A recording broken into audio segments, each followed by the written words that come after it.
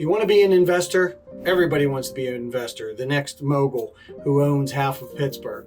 Or do you just want to have that little nest egg of owning a few properties so that when you retire or when you want to be able to grab some income from them, you can? Well, hopefully a few of these stories will help you out and give you some thoughts and ideas about what to expect. You know, one of the first investors that I dealt with, sold him a very small property. He ended up buying it for his daughter.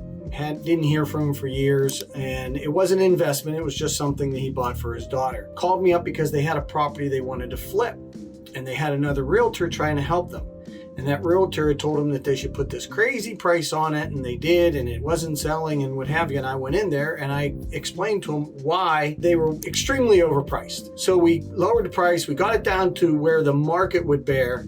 They sold it and made money. After that, presidents changed. This was quite a few years ago. And the gentleman thought, you know what? Don't want to invest in the stock market or anything else. He decided he wanted to go into hard assets. That was it. Get rid of all his liquid assets, his stocks and bonds and everything he had. So he decided to put it into hard assets. And he did. We had found him some great properties. He invested in them, put money into them, and kept building his portfolio until he got to a very comfortable point.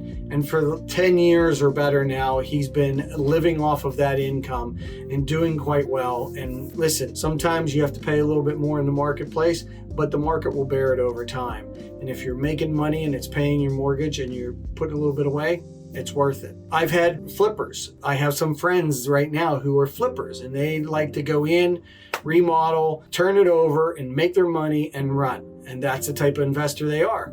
However, recently I've sold them some rental properties that they started to understand to get into. You have to understand where you want to buy and why you want to buy it. Those guys have a certain market that they're focusing on, and that market works for them. And that's all the market where they want to be. So they're concentrated heavy in that market, and they're doing a great job. And every once in a while, when something comes along that's a hot deal, they buy it, do a really nice job of remodeling the home, and then they end up getting a nice fair price for it on the other side. So I've had other instances. This is another example for you that might help you. Make sure you know what your ceiling is. If you're going to buy a property to flip, know your ceiling. And what I mean by that is that if you buy a property for $100,000 and you're going to invest $50,000 in it, well, if the market's only $70,000 for that property, after closing costs and everything else that you've invested in it, time and money, there was no wiggle room for profit. So make sure you know your ceiling of what you can invest in a property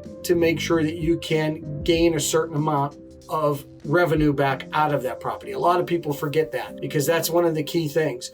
What is the market selling for that style and type of home? How much are you paying? How much do you have to invest in it? And what kind of margin do you have there on your investment? So keep that in mind. That's the other thing. Money, that's the other thing. If you're going to borrow, how are you going to do that? Well, do you have equity in another property? Or maybe you're going to get a hard money loan, which would be a short-term flip loan or something like that. There's different ways that you can do that you can gain finances to be able to do it. There's plenty of people out there that want to lend the money.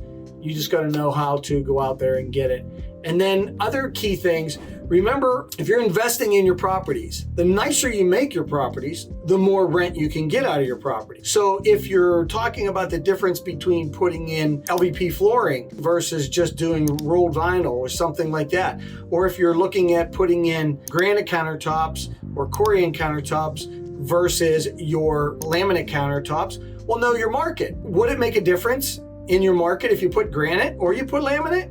Maybe, maybe not. However, if you're trying to get a higher end tenant, you might want to do all those upgrades. Upgrade your faucets and all your fixtures. Upgrade your lighting package in your property. Make sure that you do it so that you're going after a certain market where you can gain a higher revenue also. We manage a lot of rental properties, and the one thing we do is look at each individual property. Where is it?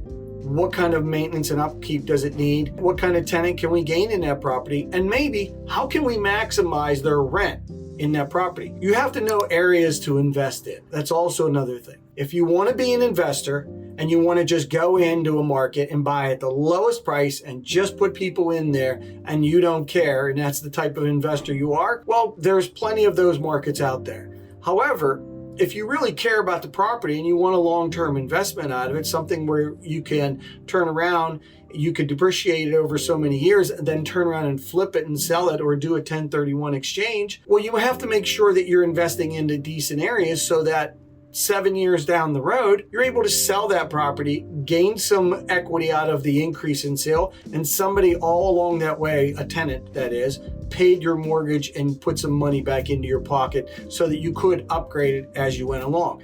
Look, there's nothing to say that when you buy a property, you have to upgrade it from here to here overnight. You can do it in steps. Maybe you put in a new furnace, maybe you put in a new kitchen, maybe you put in just a new powder room.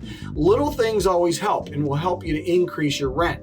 And it'll gain you a better tenant, a longer term tenant, and somebody that you know that you can trust and you don't have to worry about. So hopefully some of these examples have helped you out. Mark Handlovitch, REMAX Real Estate Solutions. Have a great day.